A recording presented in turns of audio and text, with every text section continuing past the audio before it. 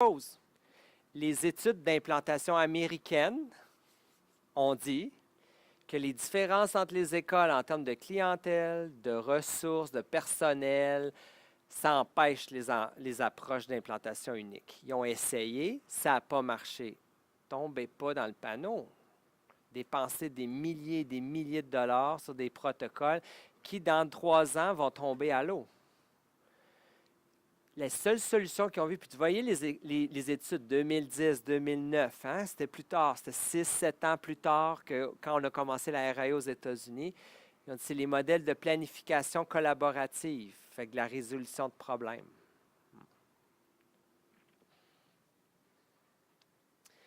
Et c'est pour ça que ce qui est intéressant, quand on a commencé en 2007, le premier projet de recherche sur la RAE, on l'a fait en 2007 dans une commission scolaire du Québec, à l'est du Québec, près de la ville de Rimouski, dans une école qui s'appelle l'École du Bic.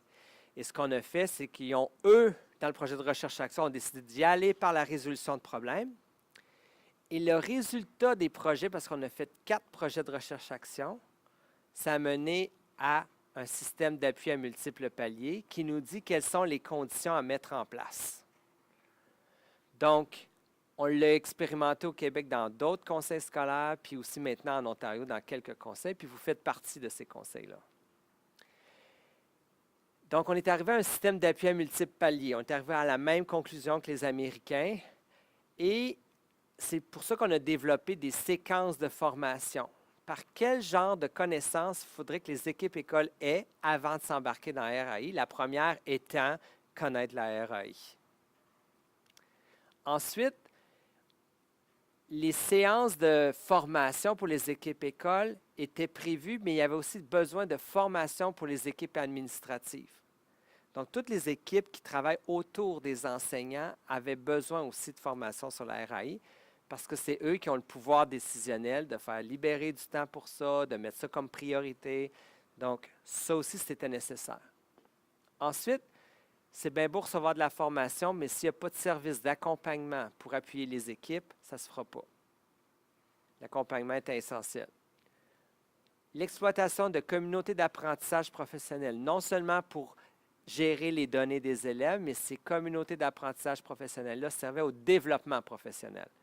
Donc, il y avait des discussions pédagogiques sur l'enseignement pour tous, sur comment, c'est quoi des interventions efficaces de deuxième palier, entre autres. Et dans notre dernier projet, on a élargi vraiment avec la communauté, collaboration parentale et avec les organismes santé et famille hors de l'école. On s'est rendu compte que ces éléments-là faisaient en sorte que la RAI puis la réussite des élèves était meilleure. Comment il est arrivé? On n'est pas parti de rien.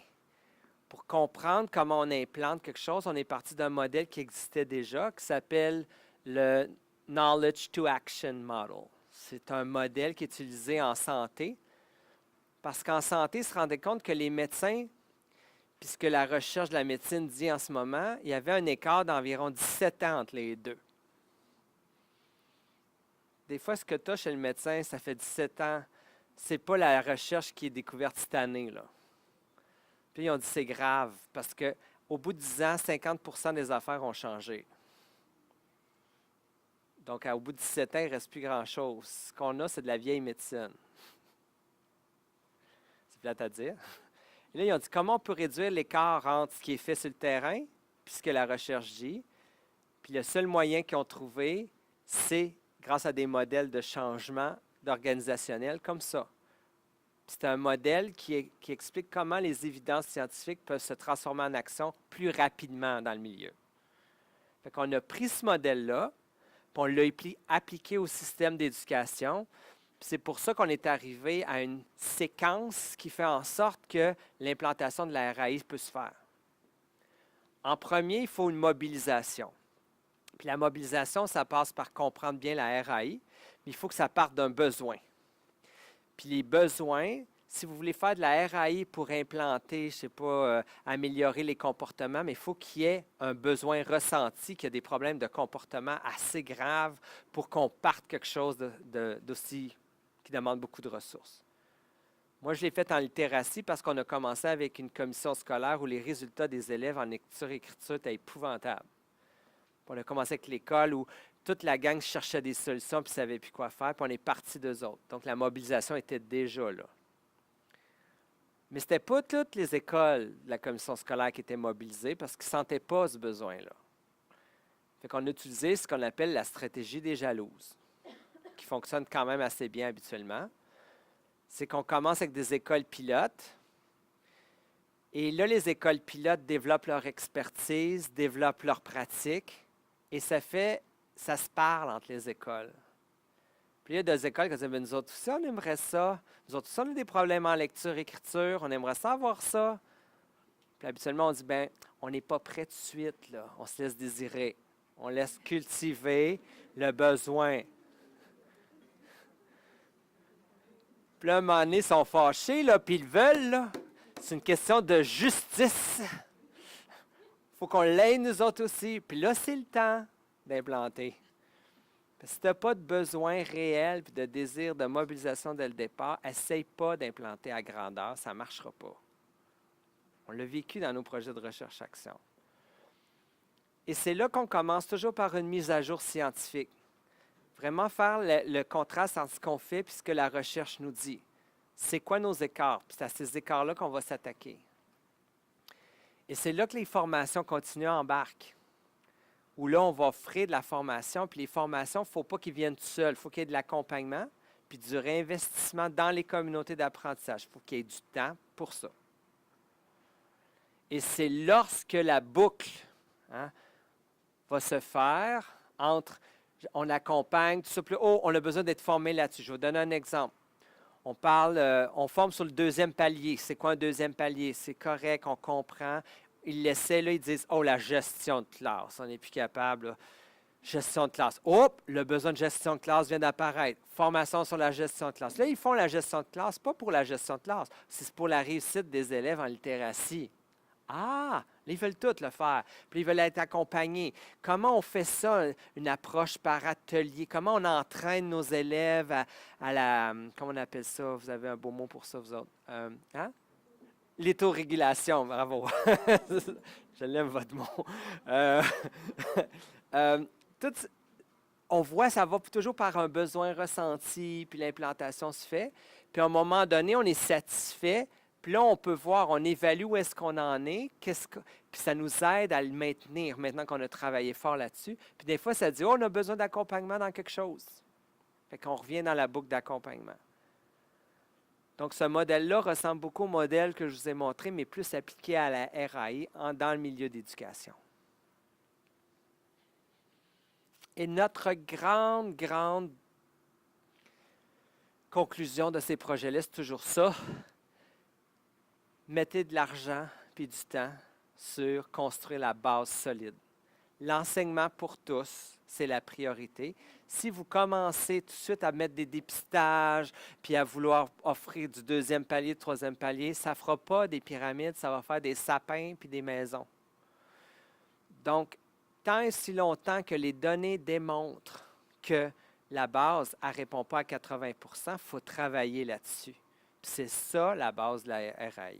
C'est ça le gros morceau à faire passer. Il faut prendre le temps de le faire. Puis ça prend du temps. Et après avoir implanté, souvent, le conseil scolaire et surtout l'équipe d'implantation, ils se disent tout le temps, puis là, j'avais des rencontres avec eux, « Hey, ça va mal, ça va mal. » Puis là, ça va mal. Pourquoi ça va mal? Ah non, ça ne marche pas. Hey, il y a une école, regarde ce qu'ils ont fait, puis regarde ce qu'ils font, puis ils sont découragés. Je dis, wow. Là, je dis, pensez à toutes vos écoles, là. C'est combien de pourcentage que vous me nommez, là? Là, ils disent, je ne sais pas, peut-être 15 % de nos écoles. Je dis, hey, ça va bien dans votre implantation. Ils partaient toujours, le problème, ça envahissait toute leur tête, mais 80 % des écoles, ça allait bien. Là, j'ai dit, là, vous montrez aux gens à utiliser les données pour prendre des décisions, puis vous ne le faites pas vous-même, comme équipe d'implantation, comme conseil scolaire. Au lieu de focusser juste sur ce qui va mal, donnez-vous, là, OK, j'ai 80% de mes écoles qui suivent, puis là, il y en a un 15%. Ils ont besoin d'un deuxième palier, ces écoles-là. Vous voyez, la RAI, c'est des deux bords. Puis le support davantage. Puis il y a un 5% des écoles ou des équipes qui vont résister. Bien, c'est ça. On va faire avec. On va faire du mieux qu'ils peuvent avec ce qu'ils ont comme ressources puis comme capacité.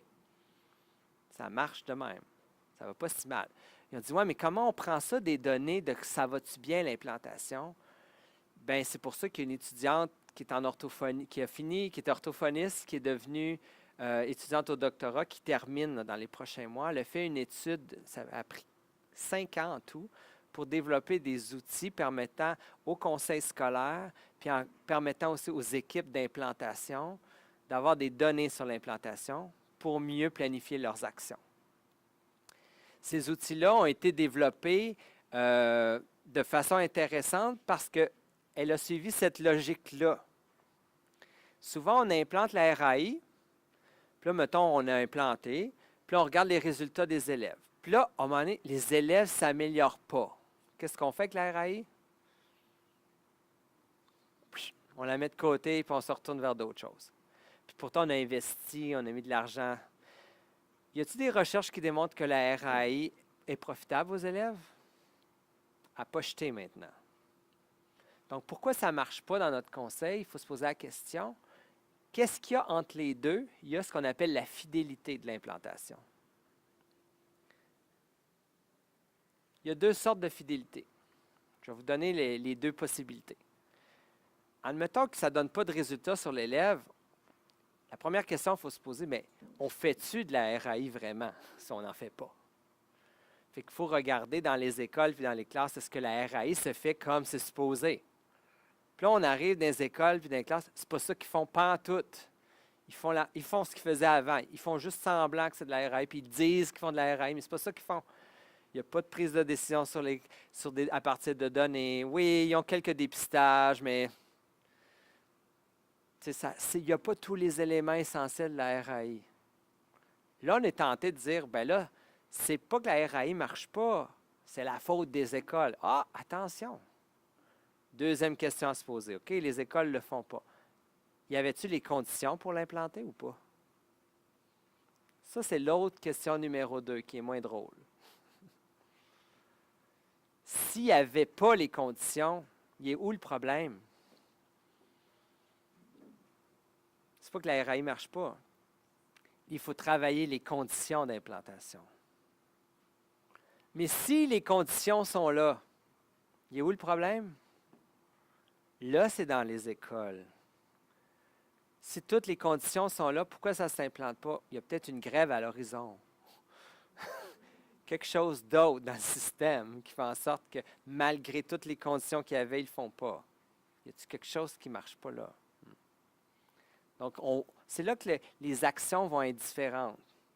Fait qu'elle a développé des outils pour évaluer les conditions d'implantation. Ce qu'elle a fait, elle a fait une recherche systématique dans les écrits scientifiques pour dire quelles sont les conditions qu'il faut pour implanter. 1, il faut qu'il y ait du leadership.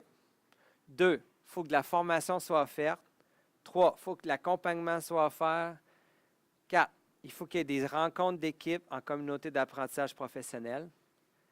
Il faut des outils pour mesurer la fidélité. Et il faut offrir de la rétroaction à nos équipes à partir des données qu'on a. Ça, c'est les conditions d'implantation. Intéressant, ce que je vous ai nommé tantôt dans nos projets de recherche-action, on se retrouve vraiment avec des similitudes très claires. Et ce qu'elle a fait, c'est qu'elle a cherché dans les écrits scientifiques des indicateurs de leadership, des indicateurs de s'il y a une formation, différents indicateurs. Et elle a créé un questionnaire que les directions d'école et les équipes d'implantation et les gens de l'administration impliqués peuvent s'auto-évaluer. Donc, elle disait que c'est un outil, parce qu'elle a étudié comment on évalue ça. C'est un outil qui est intéressant parce que par l'auto-évaluation, tu forces la pratique réflexive. Et comme ça apporte plus de changement que si c'est quelqu'un d'autre qui t'évalue.